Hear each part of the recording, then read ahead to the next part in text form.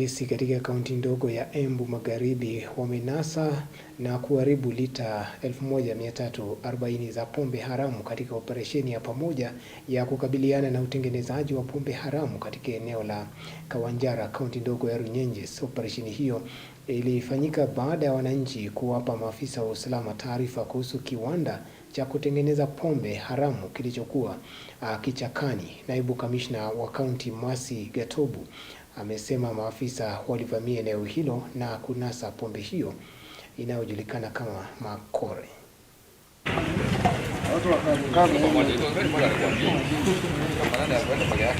Siku ya leo tumefanya operation upande wa Embu East Sub County pahali kwa Kawanjara Sub Location, na tumeweza kunasa 540 liters of mashore na 800 liters imekuwa destroyed kwa scene, na pia hiyo kibanda pia ambayo ilipatikana iliweza kuadhiriwa yote, lakini mwenye kupika hii pombe hawakuweza kupatikana.